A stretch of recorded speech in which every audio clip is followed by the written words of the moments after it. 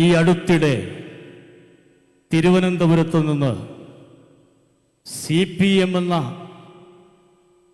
രാഷ്ട്രീയത്തെ വെറുത്തുകൊണ്ട് തൻ്റെ കയ്യിലെ കീറച്ചൊങ്കൊടി തിരുവനന്തപുരത്തെ തെരുവോരങ്ങളിലേക്ക് വലിച്ചെറിഞ്ഞ് ഇന്ത്യൻ രാഷ്ട്രീയത്തിൻ്റെ പ്രതീകമായ നരേന്ദ്രമോദിജിയുടെ കരുത്തുറ്റ കരങ്ങൾക്ക് ശക്തി പകരുന്നതിന് വേണ്ടി തിരുവനന്തപുരത്തു നിന്നും SFI മുൻ സംസ്ഥാന വൈസ് പ്രസിഡന്റും സംസ്ഥാന ജില്ലാ സെക്രട്ടറിയും ആയിട്ടുള്ള മുൻ ജില്ലാ സെക്രട്ടറിയും കൂടി ആയിട്ടുള്ള GS ഗോകുൽ ഗോപിനാഥ് അദ്ദേഹത്തെ ആദരപൂർവം ഈ വേദിയിലേക്ക് ക്ഷണിക്കുന്നു.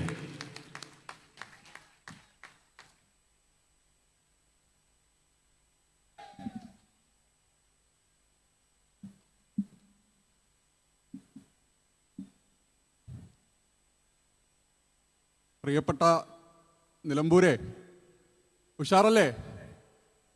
ഉഷാറല്ലേ? നമുക്ക് ഉഷാറാക്കണം. ഇവിടെ പ്രിയപ്പെട്ടവർ സൂചിപ്പിച്ചതുപോലെ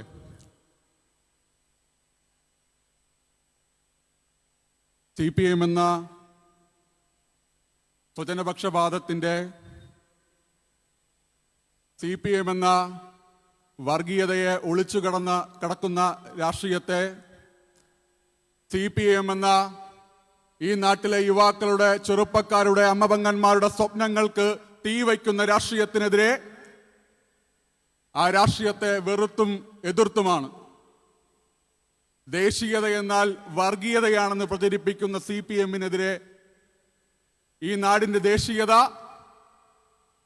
അത് ഈ നാട്ടിലെ ഓരോ മനുഷ്യൻ്റെയും ഈ നാടിനോടുള്ള പ്രണയമാണ് എന്ന് തിരിച്ചറിഞ്ഞുകൊണ്ട് ആ പ്രണയത്തെ ഹൃദയത്തോട് ചേർത്ത് വെച്ചുകൊണ്ടാണ് ഭാരതീയ ജനതാ പാർട്ടിയുടെ ഒരു പ്രവർത്തകനായി മാറാൻ ഞാൻ തീരുമാനിച്ചത്. നിലമ്പൂര് എനിക്ക് മുമ്പേ വർത്തമാനം പറഞ്ഞ പ്രിയമുള്ളവർ സൂചിപ്പിച്ചതുപോലെ കേരളത്തിന്റെ നിയമസഭയിലേക്ക്, കേരളത്തിന്റെ നിയമനിർമ്മാണ സഭയിലേക്ക് ഭാരതീയ ജനതാ പാർട്ടി എന്ന ഇന്ത്യയിലെ ഏറ്റവും വലിയ രാഷ്ട്രീയ പാർട്ടിയുടെ വാതായനമായി മാറാൻ പോവുകയാണ്. നിലമ്പൂർ എന്ന ഈ തിരഞ്ഞെടുപ്പിനകത്ത് ഭാരതീയ ജനതാ പാർട്ടിയും NDA മുന്നണിയും നടത്തുന്ന തേരോട്ടമാണ്. കേരളത്തിലെ NDA മുന്നണിക്കും കേരളത്തിലെ ജനതയ്ക്കും CPM-ന്റെയും കോൺഗ്രസിന്റെയും LDF-ന്റെയും UDF-ന്റെയും മുസ്ലിം ലീഗിന്റെ എല്ലാം വെറുപ്പിന്റെ വർഗീയതയുടെ രാഷ്ട്രീയത്തെ ഉപേക്ഷിച്ച് ഈ നാടിന്റെ നിയമനിർമ്മാണ സഭയിൽ ഭാരതീയ ജനതാ പാർട്ടിയുടെയും NDA-യുടെയും ഒക്കെ സാരഥികളെ ഉപവിഷ്ടരാക്കാനുള്ള അവസരത്തിന്റെ തുടക്കമാണ് നിലമ്പൂരെന്ന് നമ്മൾ തിരിച്ചറിയണം. ആ തുടക്കത്തിന്റെ വെള്ളിവെളിച്ചം പകരുന്നവരായി നിലമ്പൂരെ, പ്രിയമുള്ള നിലമ്പൂരെ നമ്മൾ മാറണം. അതുകൊണ്ടാണ് ആദ്യം ഞാൻ സൂചിപ്പിച്ചത്, ഉഷാറല്ലേ? നിങ്ങൾ ഉഷാറായാലേ കാര്യങ്ങൾ ഉഷാറാവൂ. നിലമ്പൂർ ഉഷാറായില്ലെങ്കിലേ കേരളം ഉഷാറാവൂല, കേരളം തണുത്തുപോകും. നിങ്ങളുടെ ഹൃദയങ്ങളിൽ, പ്രവർത്തനങ്ങളിൽ, നിങ്ങളുടെ വാക്കിൽ, നോക്കിൽ നിങ്ങൾ ഈ കേരളത്തിന്റെ ജനതയോട് കാത്തുവയ്ക്കുന്ന വെളിച്ചമാണ്, അഗ്നിയാണ് ഈ കേരളത്തിന്റെ ജനഹൃദയങ്ങളിലാകെ പടർന്നു വരാൻ പോകുന്നതെന്ന് നമ്മൾ തിരിച്ചറിയണം. ആ തിരിച്ചറിവിൽ നിന്നുകൊണ്ട് BJP-യുടെ പ്രിയങ്കരനായ സ്ഥാനാർത്ഥി മോഹൻ ജോർജിനെ വിജയിപ്പിക്കാനുള്ള അഹോരാത്ര പ്രയത്നങ്ങൾക്ക് നിങ്ങളോടൊപ്പം തോളോട് തോൾ ചേർന്ന് നിൽക്കുക എന്നുള്ളതാണ് എൻ്റെ ഉത്തരവാദിത്വം. ആ ഉത്തരവാദിത്വം ഞാൻ നിർവഹിക്കും. ഇവിടെ നേരത്തെ ശ്യാമേട്ടൻ സൂചിപ്പിച്ചു വെച്ചതുപോലെ എൻ്റെ മുമ്പിൽ ഒരുപാട് അമ്മപെങ്ങന്മാരുണ്ട്, മുതിർന്ന ഒരുപാട് പിതാക്കന്മാരൊക്കെ ഉണ്ട്. നിങ്ങളോടൊരു കാര്യമാണ് എനിക്ക് ചോദിക്കാനുള്ളത്.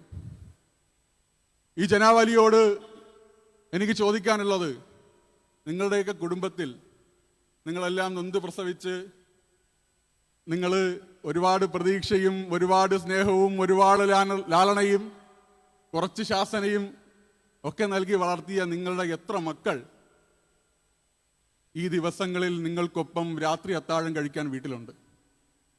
എത്ര പേരുണ്ട്? അവരത്താഴം കഴിക്കുമ്പോൾ അവരൊരു വീഡിയോ കോളിലൂടെയല്ലേ നിങ്ങളെ കാണുന്നത്? ഇപ്പോൾ പലരെയും അല്ലേ?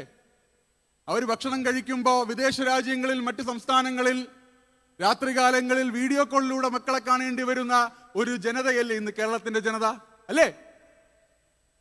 ആ ജനതയുടെ പ്രതിനിധികളാണ് നിങ്ങളിവിടെ ഇരിക്കുന്നത്.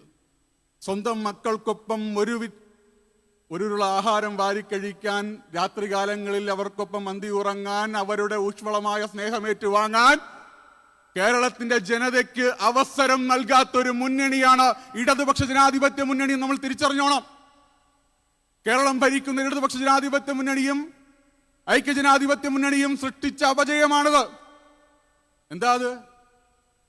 എന്റെ പ്രായമുള്ള, എന്നേക്കാൾ എളുപ്പമുള്ള, എനിക്ക് മുതിർന്നവരായിട്ടുള്ള ഒരു 10-35 വയസ്സിനകത്തുള്ള ചെറുപ്പം എവിടെ? കേരളത്തിന്റെ ചെറുപ്പം എവിടെ? കേരളത്തിന്റെ ചെറുപ്പം നമുക്കൊപ്പം ഉണ്ടോ? നമ്മുടെ ചെറുപ്പം, നമ്മുടെ യുവാക്കൾ, നമ്മുടെ യുവതി യുവാക്കൾ നമുക്കൊപ്പമില്ല. അവരെവിടെ പോയി? എവിടെ?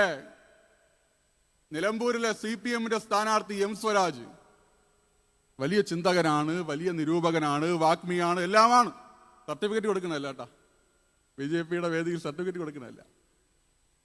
ആ വാഗ്മിയും നിരൂപകനും ചിന്തകനും ഒക്കെ ആയിട്ടുള്ള സ്വരാജ് യുദ്ധങ്ങളെക്കുറിച്ച് വലിയ ലേഖനങ്ങൾ എഴുതും, അല്ലേ? നമ്മളൊക്കെ വായിച്ചില്ല ഈ അടുത്ത കാലത്തൊക്കെ. ഹമാസിനെ അനുകൂലിച്ചെഴുതും. ഈ രാജ്യത്തിന്റെ നെഞ്ചൂക്ക് പ്രകടിപ്പിക്കാൻ, ഈ രാജ്യത്തിന്റെ ആത്മാഭിമാനത്തെ കാത്തുസൂക്ഷിക്കാൻ, ഈ രാജ്യത്തിന്റെ സമുന്നതനായ പ്രധാനമന്ത്രിയുടെ നേതൃത്വത്തിൽ ഈ നാടിന്റെ ചെറുത്തുനിൽപ്പായിട്ടുള്ള സിന്ദൂർ ഓപ്പറേഷനെതിരെ സ്വരാജ് പ്രതികരിക്കും. പലായനങ്ങൾക്കെതിരെ പ്രതികരിക്കും. പക്ഷേ നമ്മുടെ നാട്ടിൽ, നമ്മുടെ വീടുകൾക്കകത്ത് നിന്ന്, നമ്മുടെ അകത്തളങ്ങളിൽ നിന്ന് പലായനം ചെയ്യപ്പെടുന്ന കുഞ്ഞുങ്ങളെക്കുറിച്ച്, യുവതി യുവാക്കളെക്കുറിച്ച് ഈ സ്ഥാനാർത്ഥി പ്രതികരിച്ചിട്ടുണ്ടോ? നിങ്ങൾ എവിടെയെങ്കിലും കണ്ടിട്ടുണ്ടോ? ഉണ്ടോ? സത്യത്തിൽ പലായനമല്ലേ നടക്കുന്നത്, അല്ലേ? അഗതികളായി അന്യവൽക്കരിക്കപ്പെട്ട് ഏതോ നാട്ടിൽ പോവുകയല്ലേ നമ്മളെ ചെറുപ്പം, അല്ലേ? അവിടെ പോയിട്ട് എന്താ അവസ്ഥ? നമ്മുടെ നാട്ടിലെ ചെറുപ്പത്തിന്റെ സുഖിച്ചാണ് അവർ ജീവിക്കുന്നത്? എത്ര പേരുണ്ട്?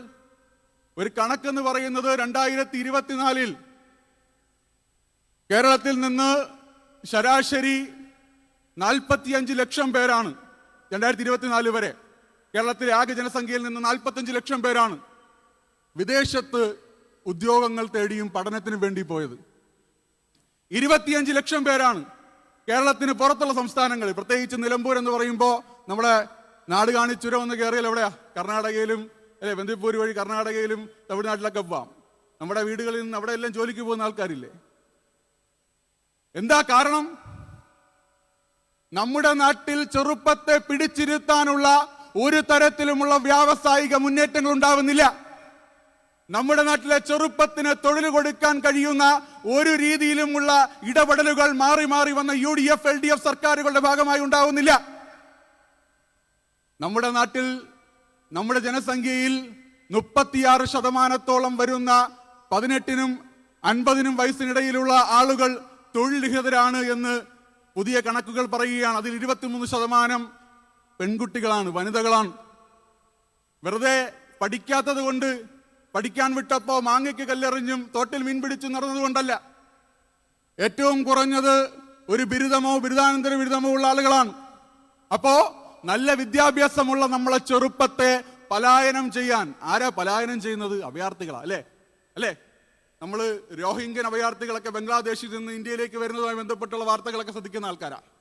അഭയാർത്ഥികൾ സ്വന്തം നാട്ടിൽ രക്ഷയില്ലാതെ വർഗീയമായി, വംശീയമായി, വിഘടനകരമായി ചോദ്യം ചെയ്യപ്പെടുന്ന, അസ്തിത്വത്തെ ചോദ്യം ചെയ്യപ്പെടുന്ന ആളുകൾ അവരുടെ പ്രാണനും കയ്യിൽ പിടിച്ചുകൊണ്ട് അയൽപക്കങ്ങളിലേക്ക് പലായനം ചെയ്യാറുണ്ട്. ഇതേ പലായനമല്ലേ നമ്മുടെ മക്കൾ, നമ്മുടെ ചെറുപ്പം കേരളത്തിൽ നടത്തുന്നത്? അവരെ കേരളത്തിനകത്ത് സുസ്ഥിരമായ അവരുടെ സ്വപ്നങ്ങൾക്ക് നിറം പകരാനുള്ള എന്തെങ്കിലും കാര്യം പിണറായി വിജയന്റെ നേതൃത്വത്തിൽ ഇടതുപക്ഷ ജനാധിപത്യ മുന്നണി സർക്കാർ ചെയ്യുന്നുണ്ടോ? ആരാ ചെയ്യുന്നത്? എന്റെ ഒരു സർക്കാരാണ്. ശ്രീമാൻ നരേന്ദ്രമോദിജി നേതൃത്വം കൊടുക്കുന്ന ഭാരതീയ ജനതാ പാർട്ടിയുടെ ഈ കേന്ദ്രം ഭരിക്കുന്ന സർക്കാരാണ് ആകെ ഈ യുവതയുടെ പ്രതീക്ഷയെന്ന് നമ്മൾ മനസ്സിലാക്കിക്കോണം. ഈ നാടിന്റെ പ്രതീക്ഷ ശ്രീമാൻ നരേന്ദ്രമോദിയാണ്. നരേന്ദ്രമോദി നേതൃത്വം കൊടുക്കുന്ന NDA സഖ്യമാണെന്ന് നമ്മൾ ഓർത്തു വെച്ചോണം. പോളിംഗ് ബൂത്തിൽ പോകുമ്പോൾ മറന്നു പോകരുത്. നിലമ്പൂര് മറക്കരുത്. അപ്പോ ഞാൻ ജനിച്ചപ്പോഴേ ഈ ചിഹ്നത്തിൽ കുത്തിപ്പോയതാ. എന്റെ കണ്ണ് ഈ ചിഹ്നത്തിൽ മാത്രമേ പതിയൊന്നും വിചാരിച്ചു കളയരുത്. നമ്മുടെ മക്കളുടെ പലായനങ്ങൾ അവസാനിക്കണമെങ്കിൽ, നമ്മുടെ മക്കൾ നമുക്കൊപ്പം സ്നേഹം പങ്കിട്ട് ദുഃഖം പങ്കിട്ട് ഒരുമിച്ച് ജീവിക്കണമെങ്കിൽ, നമുക്കൊപ്പം അവരുണ്ടാകണമെങ്കിൽ ആരധികാരത്തിൽ വരണം, ആരുടെ MLA ഇവിടെ നിന്ന് പോകണം? ഭാരതീയ ജനതാ പാർട്ടിയുടെ MLA, NDAയുടെ MLA ശ്രീമാൻ മോഹൻ ജോർജ് ഇവിടെ നിന്ന് വിജയിച്ചു പോകണം. ആ തീരുമാനം നമ്മൾ കൈക്കൊള്ളേണ്ടതായിട്ടുണ്ട്. അതോടൊപ്പം തന്നെ കേരളത്തിനകത്ത് ഇടതുപക്ഷ ജനാധിപത്യ മുന്നണി സർക്കാർ കഴിഞ്ഞ നാളുകളിൽ, കഴിഞ്ഞ 10 കൊല്ലമാവാൻ പോവുകയാണ്, കേരളം ഭരിക്കുകയാണ്. അവര് ആദ്യം അധികാരത്തിൽ 2016 വെച്ചൊരു മുദ്രാവാക്യമുണ്ട്, ഓർമ്മ ഉണ്ടോന്ന് അറിയില്ല. എന്തായിരുന്നു? LDF വരും, എല്ലാം ശരിയാവും. നാടൻ പ്രയോഗമുണ്ട്. നമ്മൾ ഈ രണ്ടുപേര് തമ്മിൽ തർക്കിക്കുമ്പോൾ ഒന്നും നടന്നില്ലെങ്കിൽ അവന്റെ മുഖത്ത് നോക്കി വിരൽ ചൂണ്ടി നമ്മൾ പറയും, ഇന്നെ ശരിയാക്കി തരടാ, അല്ലേ, ഇന്നെ ഇപ്പൊ ശരിയാക്കി തരാം. ഈ ശരിയാക്കലാണ് പിണറായി വിജയൻ എന്ന് പറഞ്ഞത്. ഈ ശരിയാക്കലാണ് ഇടതു മുന്നണി നേതാക്കന്മാർ പറഞ്ഞത്. കേരളമേ ശരിയാക്കി തരാം കേട്ടാ, തിരുവനന്തപുരം ഭാഷയെ പറഞ്ഞ അതിനെ ശരിയാക്കി തരാം. ഈ ശരിയാക്കലല്ലേ ഉണ്ടായത്? നമ്മുടെ വീട്ടകങ്ങൾക്കകത്ത് വറുതികൾ ഉണ്ടാകുന്നു, നമ്മുടെ വീട്ടകങ്ങൾക്കകത്ത് പട്ടിണി ഉണ്ടാകുന്നു, നമ്മുടെ ആവശ്യ സാധനങ്ങൾക്ക് വില വർദ്ധിക്കുന്നു, നമ്മുടെ പശ്ചാത്തല സൗകര്യങ്ങൾ ഇല്ലാതാകുന്നു. ഇവിടെ പിന്നെന്താ നടക്കുന്നത്? ഇവിടെ നമ്മുടെ ബഹുമാനായിട്ടുള്ള പാർട്ടിയുടെ പ്രസിഡന്റ് ശ്രീമാൻ രാജീവ് ചന്ദ്രശേഖർജി കുറച്ച് ആഴ്ചകൾക്ക് മുമ്പ് പറഞ്ഞൊരു കാര്യമുണ്ട്. കേരളത്തിൽ ഇപ്പോൾ നമ്മൾ നിലമ്പൂരാണ്, നിലമ്പൂരും ഒരു രാജഭരണത്തിന്റെ പൈതൃകമുള്ള ഒരു അല്ലേ രാജഭരണത്തിന്റെ പൈതൃകമുള്ള തേരോട്ടങ്ങളുടെ, വലിയ മുന്നേറ്റങ്ങളുടെ, ചെറുത്തുനിൽപ്പിന്റെ, പോരാട്ടങ്ങളുടെ ചരിത്രമുള്ള നാടാണ്. ഈ നാടുവാഴ്ച പോലെ ജനാധിപത്യത്തിന്റെ കാലത്ത് ശ്രീമാൻ പിണറായി വിജയൻ രാജാവിന്റെ നേതൃത്വത്തിൽ മരുമക്കത്തായവും മക്കത്തായവും നടക്കുന്ന ഒരു നാടായി കേരളം മാറുന്നു. നമുക്ക് ഈ മരുമക്കത്തായവും മക്കത്തായവും അവസാനിപ്പിക്കണ്ടേ? അവസാനിപ്പിക്കണമെങ്കിൽ നിങ്ങളുടെ വലത് കൈയിലെ ചൂണ്ടുവിരലിൽ പതിയുന്ന മഷിയാണ് പ്രിയമുള്ളവരെ ഈ രാജഭരണത്തെ അവസാനിപ്പിക്കാനുള്ള ചൂണ്ടുവിരൽ. ആ സമ്മതിദാന അവകാശം നിങ്ങൾ വിനിയോഗിക്കണമെന്ന് മാത്രമാണ് നിങ്ങളോട് അഭ്യർത്ഥിക്കാനുള്ളത്. എല്ലാ അഭ്യർത്ഥനയും നാളേക്ക് വേണ്ടിയാണ്. നിങ്ങൾ നാളേക്ക് വേണ്ടി, നല്ലൊരു ഭാവിക്ക് വേണ്ടി, നിങ്ങളുടെ മക്കൾക്ക് വേണ്ടി ചിന്തിച്ച് BJPക്ക് വോട്ട് ചെയ്യണമെന്ന് മാത്രമാണ് എനിക്ക് അഭ്യർത്ഥിക്കാനുള്ളത്. വന്ദേ മാതരം.